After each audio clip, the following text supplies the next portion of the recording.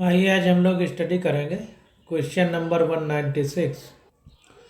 कह रहा है child of O blood group has B group father, the genotype of father will be. तो कह रहा है एक चाइल्ड है जिसका ब्लड ग्रुप ओ है और उसके फादर का ब्लड ग्रुप बी है। तो कह रहा है जीनोटाइप क्या होगा उसके फादर यानी पिता का। तो हम लोग जानते हैं कि अगर आई बी होगा तब भी ब्लड ग्रुप बी होगा, आई बी स्मॉल आई होगा तब भी ब्लड ग्रुप बी होगा। तो दोनों जीनोटाइप की कंडीशन में ब्लड ग्रुप बी होगा।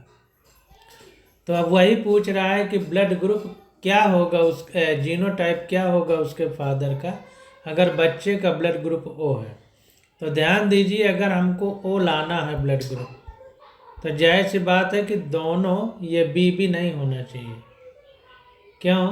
क्योंकि अगर बी बी होगा तो ब्लड ग्रुप बी तो आ जाएगा लेकिन ओ नहीं आ सकता है। लेकिन अगर एक आई होगा तो ब्लड ग्रुप ओ आ जाएगा। तो इसको ध्यान से देखते हैं। तो जैसे आई बी स्मॉल आई हो जाए, आई बी स्मॉल आई हो जाए तो आई बी हो जाएगा, आई बी स्मॉल आई हो जाएगा, आई बी स्मॉल आई हो जाएगा और स्मॉल आई होगा। ये ब्लड ग्रुप बी होगा इसके कारण भी, इसके कारण भी, इसके कारण भी। क्योंकि एक भी जगह अगर बी रहेगा तो ब्लड ग्रुप बी होगा, क्योंकि खेल यहाँ डोमिनेंट और रिसेसिव का है। अगर डोमिनेंट एक भी है तो रिसेसिव को दबा देगा। तो बी डोमिनेंट है तो ब्लड ग्रुप बी ही होगा। आई अपने लक्षण शो नहीं करेगा। आई तभी अपने लक्षण शो करेगा जब बी नहीं होगा। तो इसमें नहीं है तो ये शो करेगा यानी ब्लड ग्रुप ओ होगा। तो ब्लड ग्रुप ओ कब होगा? जब आई बी और आई होगा ब्लड ग्रुप उसके जीनोटाइप उसके फादर का। इसलिए हमारा ये वाला आई बी और आई जीरो, ये डी वाला आंसर हमारा करेक्ट हो जाएगा। अब देखिए सॉल्यूशन में सब बता ही दिया। अब कह रहा है an allele is dominant if it is express in. तो कह रहा है एक एलील को हम लोग डोमिनेंट यानी प्रभावी कहेंगे। कब कहेंगे प्रभावी? तो हम प्रभावी तब कहेंगे जब होमोजाइगस और हेट्रोजाइगस दोनों कंडीशन में वो अपना लक्षण प्रकट करे या एक्सप्रेस हो। जैसे कैपिटल टी है तब भी पौधा टाल होता था मटर का मेंडल के एक्सपेरिमेंट में, और कैपिटल टी स्मॉल टी होता था तब भी पौधा टाल होता था मेंडल के एक्सपेरिमेंट में। तो देखिए जब दोनों होमोजाइगस हैं यानी दोनों एक तरह से हैं, कैपिटल टी तब भी पौधा टाल है यानी तब भी अपने लक्षण प्रकट कर रहा है लंबे वाले। और जब कैपिटल टी स्मॉल टी है यानी हेट्रोडाइगस है, विषम युग्मकी जिसको कहते हैं, तब भी टाल है यानी लंबा। तो जब होमोजाइगस और हेट्रोजाइगस दोनों कंडीशन में कोई लक्षण एक्सप्रेस होता है तभी हम उसको डोमिनेंट कहते हैं। तो जाहिर सी बात है कि पहला विकल्प हमारा करेक्ट हो जाएगा। तो इस प्रकार से ये विकल्प हमारा करेक्ट हो जाएगा। अब क्वेश्चन नंबर 98 देखते हैं। कह रहा है in cross between capital B का क्रॉस कराया गया स्मॉल बी। तो कह रहा है the ratio of F2 genotype between capital B capital B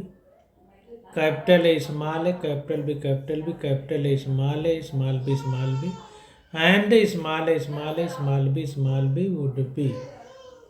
तो कुल मिला के क्रॉस कराना है और F2 जनरेशन में हमको बताना है कि इनका रेशियो क्या होगा जो नीचे दिए गए हैं। ये देखिए हमने आपको यहाँ पर बना के दिखाया है। जैसे ये है तो इसके क्रॉस जब होगा तो कैपिटल बी और स्मॉल बी बनेगा।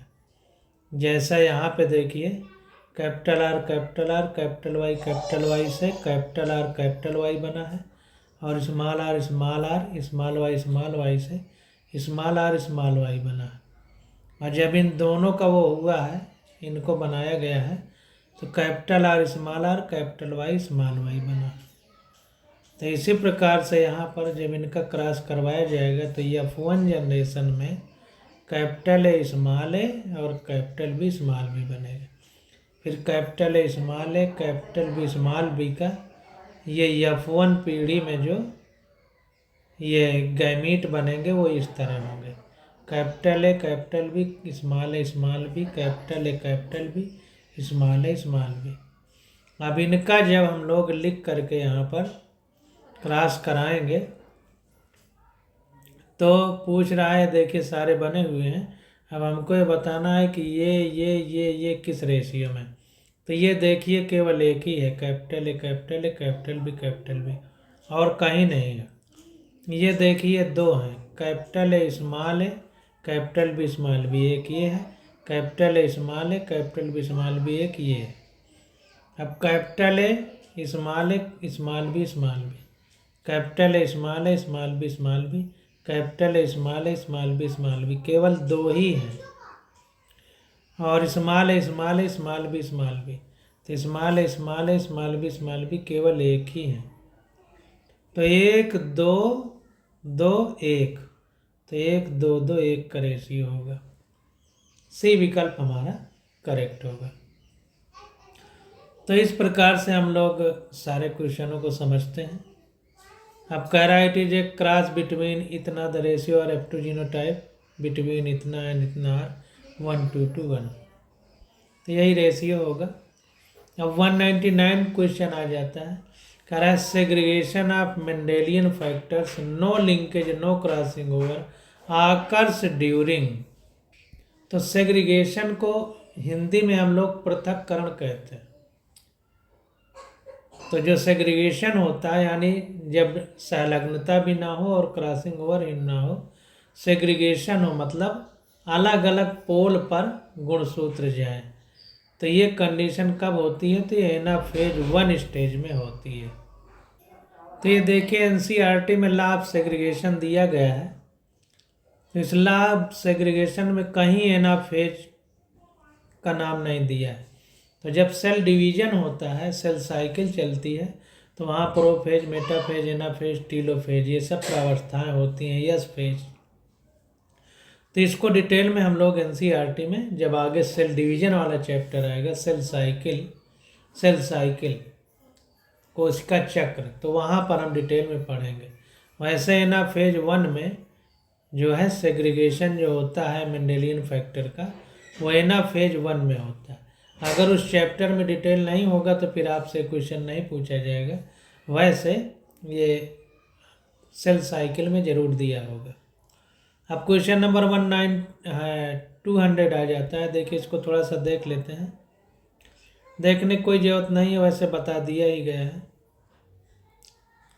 अब देखिए 200 नंबर क्वेश्चन आ जाता है, कह रहा है an organism with 2 identical alleles is. तो अगर दोनों आइडेंटिकल एलील है एक ही जैसे, या कैपिटल टी हो या स्मॉल टी, तो इसे हम क्या बोलते थे? समयुग्मनजी यानी होमोजाइगस। तो होमोजाइगस आंसर हमारा करेक्ट होगा। अगर एक कैपिटल टी स्मॉल टी है तो इसे विषम युग्मनजी बोलते थे यानी हेट्रोजाइगस। तो होमोजाइगस सही है क्योंकि 2 आइडेंटिकल एलील हैं। आइडेंटिकल का मतलब एक ही तरह के, तो इसे हम होमोजाइगस बोलेंगे।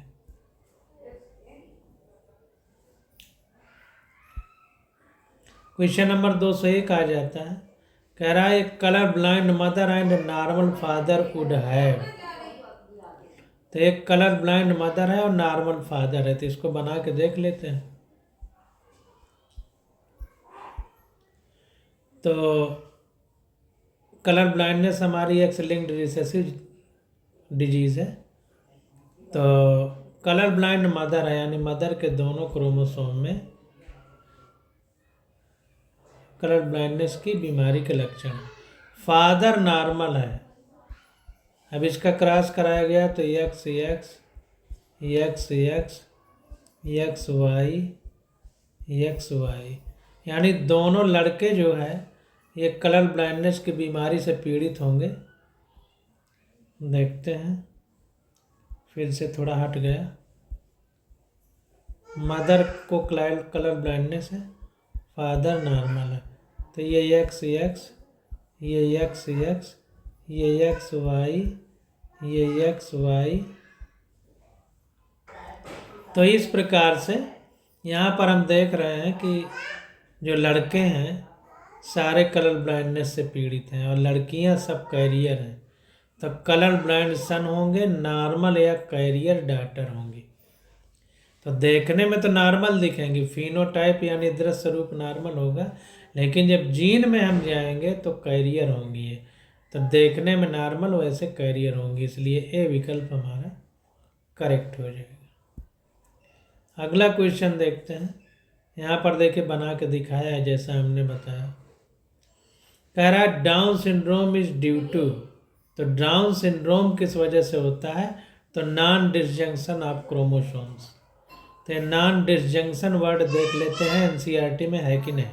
तो देखिए हम नई एनसीईआरटी में डाउन सिंड्रोम के बारे में दिया है, लेकिन नॉन डिसजंक्शन वर्ड के बारे में कहीं नहीं दिया है। तो अब ये क्वेश्चन आपसे नहीं पूछा जाएगा। तो नॉन डिसजंक्शन ऑफ क्रोमोसोम की वजह से डाउन सिंड्रोम होता है, इसको क्रॉस कर दीजिए। अब नया जो नीट का पेपर होगा उसमें आपसे नहीं पूछेगा। अब अगला क्वेश्चन आ जाता है, करा in human being 45 chromosome with single x x zero abnormally. तो ये टर्नर सिंड्रोम की कहानी में होता है। इसको देख लेते हैं। यहाँ पर देखिए टर्नर सिंड्रोम दिया है, तो x zero 45 with x zero. तो ये कंडीशन कब होती है? टर्नर सिंड्रोम के केस में। अब इसको ज़्यादा पढ़ने की ज़रूरत नहीं है। क्वेश्चन नंबर 204 देखिए। जितने भी क्वेश्चन आ रहे हैं हम लोग इसी चैप्टर में नीट के ही पेपर में 50 बार पढ़ चुके, बार बार वही क्वेश्चन रिपीट हो रहे हैं। पेपर करने से यही फ़ायदा है, बार बार क्वेश्चन आपके निगाह से गुजरता है तो आपको याद हो जाता है। क्वेश्चन नंबर 204 देखते हैं। कह रहा है man of A blood group married a women of A B blood group, which type of progeny would indicate that man is heterozygous A. तो कह रहा है कि एक आदमी है उसका ब्लड ग्रुप ए है और एक माँ है जिसका ब्लड ग्रुप ए बी है। तो ये जो चार विकल्प दिए गए इनमें से कौन सा विकल्प बता रहा है कि जो मैन है ये ब्लड ग्रुप वाला वो हेट्रोजाइगस है, यानी। तो इसको हम लोग बना के देख लेते हैं। जैसे बनाएंगे तो खुद ही सारी बातें क्लियर हो जाएंगी। तो यहाँ पर बना लेते हैं। तो देखिए कह रहा है man of blood group A, तो आई ए और स्मॉल आई। हेट्रोजाइगस बताना है ना, तो इसलिए ये है। अगर हम होमोजाइगस बताना होता तो आई ए मानते हैं हम लोग, इस तरह लिखते हैं। लेकिन हेट्रोजाइगस तो ये हेट्रोजाइगस बना दिए। और वोमेन जो है उसका ब्लड ग्रुप ए बी है, तो आई बी बनाएंगे। अब इसको बना लेते हैं। तो आई ए ये आई ए आई बी, ये आई बी आई। तो देखिए बी ब्लड ग्रुप होगा, ये ए ब्लड ग्रुप होगा, ये ए होगा, ये ए बी होगा। ये ब्लड ग्रुप हमारे बनेंगे अगर हेट्रोजाइगस है पिता तो। अब देखिए यहाँ पर हेट्रोजाइगस में एक कंडीशन बन गई। अब मान लीजिए होमोजाइगस है, तब भी बना के देख लेते हैं।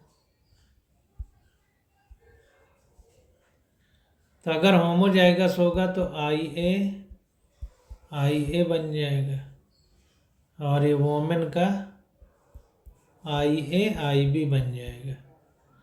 तो ये हो जाएगा आई ए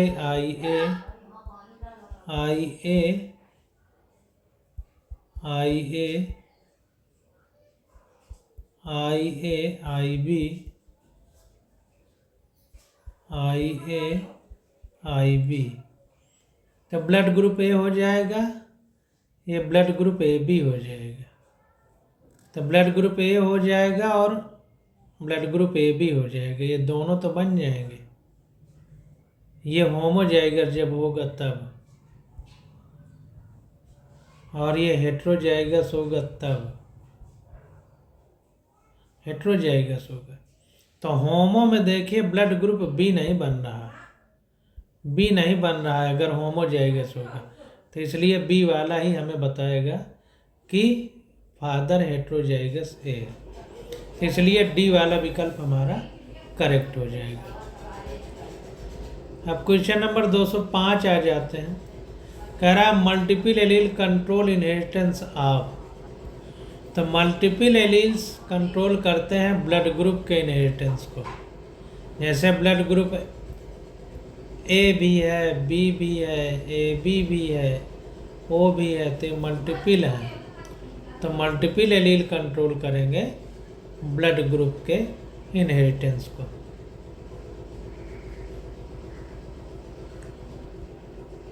अब देखें यहाँ पर कह रहा है ABO blood group system is due to multiple allelism. A gene can have more than 2 alleles or allelomorphs. तो जो हमारी जीन होती है उसके 2 या 2 से अधिक एलिलोमार्फ यानी रूप होते हैं, which can be expressed by mutation in wild form in more than 1 ways. तो which can be expressed by mutation, जो कि म्यूटेशन यानी उत्परिवर्तन के द्वारा एक्सप्रेस होते हैं इन वाइल्ड फार्म यानी जंगली रूप में, इन मोर देन 1 वेज, एक से ज़्यादा रास्ते से। These alleles or allelomorph make a series of multiple alleles. ये जो एलिलोमार्फ है एक सीरीज बना लेते हैं मल्टीपल एलील्स। अब ज़्यादा डिटेल पढ़ने की जरूरत नहीं है, हम लोग पढ़ ही चुके हैं। अब देखिए क्वेश्चन नंबर 206 आ जाता है। कह रहा the contrasting pair of factor in Mendelian crosses are called. तो देखिए मेंडल ने जो कैरेक्टर देखे थे उनको कहा था कि एक चीज़ ऐसी है जो कंट्रोल करती है उन चारित्रिक लक्षणों को, उसे उन्होंने फैक्टर कहा था। और कहा था कि फैक्टर जो है 2 अलग अलग फैक्टर को कंट्रोल करने के लिए कुछ चीज़ें होती हैं, तो उन्हीं को एलील कहा गया। उनके 2 रूपों को एलिलोमार्फ कहते हैं। तो एलिलोमार्फ हमारा करेक्ट हो जाएगा। तो द कंट्रास्टिंग यानी एक दूसरे के विरोधाभास वाले जोड़े आप a factor in Mendelian cross are called allelomorph. Alleles or allelomorph, इन्हीं को एलील्स कहते हैं, इन्हीं को एलिलोमार्फ कहते हैं। Are the different form of a gene, ये जीन के अलग अलग फॉर्म होते हैं। अब देखिए जो एलील या एलिलोमार्फ होते हैं ये किसी क्रोमोसोम के, क्रोमोसोम पहली बात तो होमोलोगस होना चाहिए, और होमोलोगस क्रोमोसोम में सेम लोकस यानी एक ही पोजीशन पर स्थित होते हैं, and are subject to Mendelian यानी अल्टरनेटिव इनहेरिटेंस। और मेंडेलियन इनहेरिटेंस या जिसको हम अल्टरनेटिव इनहेरिटेंस भी कहते हैं उसको ये लोग अंजाम देते हैं। तो कंट्रास्टिंग जो पेयर होते हैं किसी फैक्टर के उनको हम लोग एलिलोमार्फ बोलते हैं।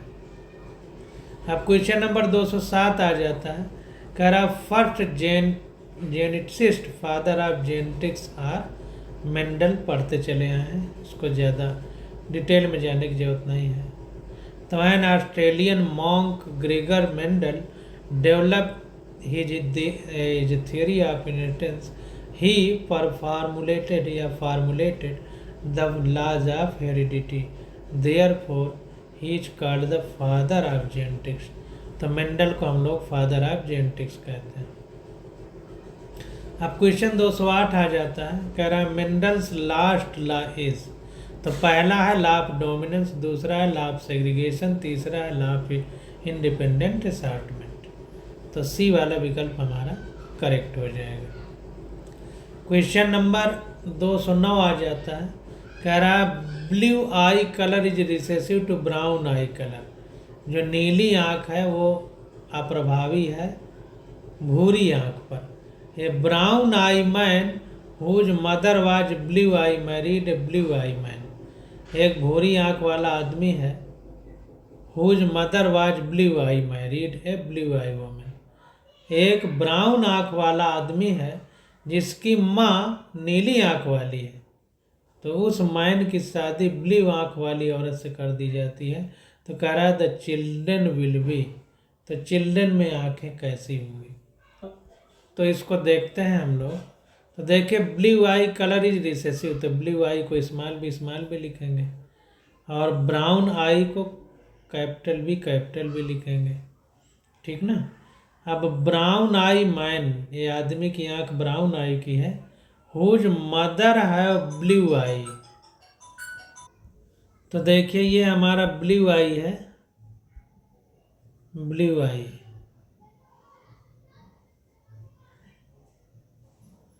और ये ब्राउन आई है, ब्राउन आई। तो कह रहा है blue eye colour is recessive to brown eye, brown eye मतलब dominant. A brown eye man whose mother was blue eye, तो मदर उसकी ब्लू आई वाली है। तो मान लीजिए मदर ये है और उसका लड़का ब्राउन आई वाला हो गया, तो जाहिर सी बात है कि ये वाला होगा।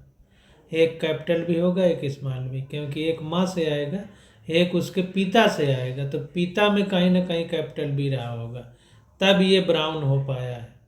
तो पिता का कैपिटल भी स्मॉल भी होगा। तो ये लड़का जो है हमारा जिसकी शादी कराई जा रही है, ब्राउन आई मैन, इसका जीनोटाइप कैपिटल भी स्मॉल भी है। और blue eye colour is married blue eye women, अब लड़की का स्मॉल भी होगा, तब इसको हम क्रॉस करा देते हैं। तो capital B small B small B small B, capital B small B small B small B, capital B small B small B small B. तो ब्राउन आई कलर, दो लड़के ब्राउन आई कलर वाले होंगे और दो लड़के या लड़कियां ब्लू आई कलर होंगी, यानी एक एक का रेशियो होगा। तो both blue eye and brown eye 1:1 का रेशियो, पहला विकल्प हमारा करेक्ट होना चाहिए, पहला विकल्प हमारा करेक्ट। तो इस तरह से हम लोग सारी चीज़ों के बारे में निकाल लेते हैं। अब क्वेश्चन नंबर 210 आ जाता है, कह रहा है the alleles which is unable to express its effect in the presence of another is called. तो कोई एक एलील है अनेबल टू एक्सप्रेस इस इफेक्ट, अपना प्रभाव नहीं दिखा पाता है अगर कोई दूसरा उसके साथ हो, तो क्या बोलेंगे, रिसेसिव, अप्रभावी वाला, अपने लक्षण नहीं प्रकट कर पाता अगर कोई दूसरा हो प्रभावी वाला। तो जैसे कैपिटल टी स्मॉल टी है तो पौधा टाल ही होगा, लंबा ही होगा, क्यों, क्योंकि इसमें प्रभावी वाला कैपिटल टी है, तो स्मॉल टी यानी बौना वाला लक्षण नहीं दिखाई देगा। इसी प्रकार से अन्य जगह भी है। तो रिसेसिव वाले में क्या होगा कि अगर डोमिनेंट वाला प्रभावी वाला है तो वो अपने लक्षण प्रकट नहीं कर पाएगा। तो the allele which is unable to express, यानी अपने लक्षण नहीं प्रकट कर पाता in the presence of another, अगर कोई दूसरा है, तो प्रभावी वाला अगर उपस्थित है तो ये अप्रभावी वाला यानी रिसेसिव वाला अपने करेक्टर शो नहीं करेगा। तो सी डी वाला हमारा करेक्ट हो जाएगा। अब आ जाता है क्वेश्चन नंबर 211, कह रहा है कैपिटल आर ये रेड है, antirrhinum is crossed with white यानी कैपिटल डब्ल्यू स्मॉल डब्ल्यू। तो offspring R W are pink, this is an example of. तो देखिए लाल है और सफ़ेद है, और जब क्रॉस कराया गया तो गुलाबी हो गया, यानी लाल पूरी तरह से नहीं आ पाया, इनकम्प्लीट लाल आया, पूरा गहरा लाल की बजाय नहीं आया बल्कि गुलाबी हो गया, जिसे क्या बोलेंगे, इनकम्प्लीट डोमिनेंस। तो ये इनकम्प्लीट डोमिनेंस का एक एग्जाम्पल है। यहाँ पर देखिए इनकम्प्लीट डोमिनेंस, ये लाल और सफ़ेद के बीच क्रॉस कराया गया तो सारे पिंक हो गए, इनकम्प्लीट डोमिनेंस, यानी लाल रंग जो गहरा था वो हल्का हो के गुलाबी हो गया, यानी इनकम्प्लीट है। कंप्लीट तो लाल था और गुलाबी हो गया, यानी इनकम्प्लीट है, इसलिए इनकम्प्लीट डोमिनेंस एग्जाम हमारा आंसर हो जाएगा। 212 नंबर क्वेश्चन देखते हैं, कह रहा है colour blind girl is rare because she will be born only when. तो एक कलर ब्लाइंड यानी रंजकहीन लड़की जो होगी, रंजकहीन तो एल्बिनिज्म होता है, कलर ब्लाइंड मतलब जो रंग न पहचान पाए, लाल और हरा में अंतर न कर पाए, रंजकहीनता इसी को तो कहते हैं। हाँ यही है। तो कुल मिला के लाल और हरा में अंतर न कर पाए तो ये रेयर होता है, मतलब बहुत कम ऐसा होता है कि कोई लड़की कलर ब्लाइंड से बीमारी से ग्रस्त हो जाए। तो इसका कारण क्या है ये हमसे पूछा जा रहा है। तो देखिए, कोई लड़की कलर ब्लाइंडनेस बीमारी से पीड़ित तब होगी जब उसमें दोनों जो एक्स क्रोमोसोम है दोनों में बीमारी के लक्षण हो। अगर एक में होगा तो वो देखने में नॉर्मल दिखेगी, लेकिन बीमारी की वाहक यानी कैरियर होगी। तो कब कलर ब्लाइंड होगी हमको बताना है। तो देखिए, अगर हम बी वाले विकल्प में गौर करें तो कह रहा है हर फादर, तो फादर अगर उसका पिता कलर ब्लाइंडनेस बीमारी से पीड़ित है तो जाहिर सी बात है कि गैमीट बनेंगे तो एक्स और वाई बनेंगे। तो ये यक्स ही लड़की के पास गया होगा, तभी उसमें एक यक्स जो है डिजीज से पीड़ित है, यानी एक्स क्रोमोसोम में बीमारी का लक्षण।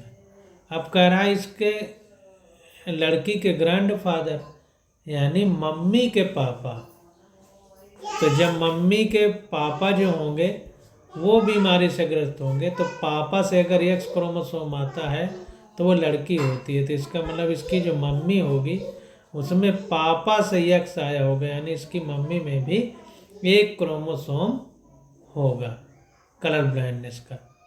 तो अब जाहिर सी बात है इनका अगर हम लोग क्रॉस करा दें तो एक्स वाई और एक्स एक्स, तो X X X Y X X X Y, तो देखिए लड़की कलर ब्लाइंडनेस से पीड़ित आ रही है। तो इसका मतलब बी ही विकल्प हमारा करेक्ट होगा। अब क्वेश्चन नंबर 213 आ जाता है। कह रहा है cross between capital small capital B and small capital B will form. तो इसको देख लेते हैं। तो इनके पहले देखिए हमको वो बनाना है। अब देखिए इस वाले क्वेश्चन में हमने आपको पीछे बना के दिखाया है, तो आप प्रयास करिए कि इसको अपने से खुद बनाइए। तो इसको थोड़ा सा हम बता दे रहे हैं। जैसे ये है तो इसको ऐसे बनाएंगे, इस तरह से। जब हम इसको बनाएंगे तो इसमें गैमीट तैयार होंगे। तो क्रॉस जब इनका कराएंगे हम लोग तो इसमें पहले गैमीट तैयार होंगे। देखिए एक ही हिट हो जाएगा से यानी 2 की पावर 1 हो जाएगा, तो 2 टाइप के गैमीट तैयार होंगे। इसमें होमोजाइगस कंडीशन है तो एक ही प्रकार के स्मॉल कैपिटल बी टाइप के गैमीट तैयार होंगे। इसमें ए बी और ए बी 2 टाइप के तैयार होंगे। तो अब इन्हीं का हम लोगों को वो बनाना है। तो ऐसे आप बना लीजिए इस तरह से।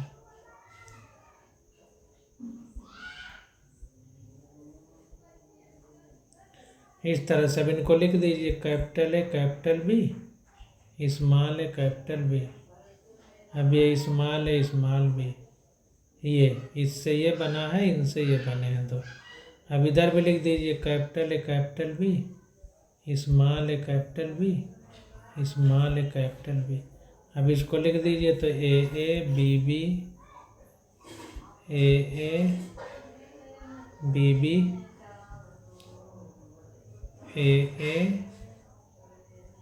B B. अब capital A small A capital B small B. अब small A capital B small A capital B capital B. अब ये capital A capital B small B capital B. यहाँ पर स्मॉल ए कैपिटल बी, यहाँ पर small A capital B. अब यहाँ पर पूछ रहा है कि small A capital A capital B small A capital B. तो इनका रेशियो कितना है?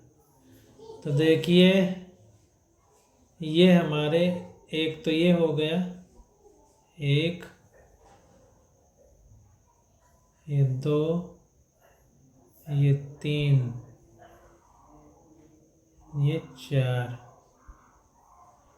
चार हो गए capital small capital B capital B. अब स्मॉल स्मॉल स्मॉल भी कितने हैं? तो देखिए स्मॉल भी एक, ये हो गया, दो, तीन, चार। तो चार कैपिटल बी वाले हैं, चार स्मॉल बी वाले। तो 4:4 या कहें 1:1, तो 1:1 हो गए। ये वाला विकल्प हमारा करेक्ट हो जाएगा। तो इस तरीके से हम लोग इनको क्वेश्चन को करते हैं और आंसर निकालते हैं। अब क्वेश्चन नंबर 14 आ जाता है, कहला in a genetic cross having recessive epistasis F2 phenotypic ratio would be. Epistasis आपके कोर्स में नहीं है, इसलिए इसके बारे में हम लोग ज़्यादा डिटेल नहीं जाएंगे। वैसे 9:3:3:1 का रेशियो होता था हमारा लॉ ऑफ इंडिपेंडेंट असार्टमेंट यानी स्वतंत्र अभिवन के नियम में। लेकिन अगर एपिस्टेसिस का केस होता था तो उसमें ये मिल जाते थे आपस में, तो 9:3:4 का रेशियो हो जाता था। सी वाला विकल्प करेक्ट हो जाता था एपिस्टेसिस का केस। क्योंकि अब कोर्स में नहीं, इसलिए इसको डिटेल में नहीं पढ़ेंगे। उसको क्रॉस कर दिए, आपसे नहीं पूछा जाएगा। क्वेश्चन नंबर 215 आ गया, कह रहा है ABO blood group system is due to. तो ABO blood group multiple allelism, बहुत सारे मल्टीपल टाइप का जो है हमारा ब्लड ग्रुप है, इसलिए मल्टीपल एलिनिज्म का ये एग्जाम्पल है, या मल्टीपल एलिनिज्म के कारण ऐसा हो रहा है। इसको डिटेल में हम लोग एनसीईआरटी में पढ़ चुके हैं, तो इसलिए ज़्यादा समय इसमें नहीं बिताएंगे। अब अगला आ जाता है क्वेश्चन नंबर 216। तो इसकी स्टडी हम लोग अगले लेक्चर में करेंगे। आज बस यहीं तक।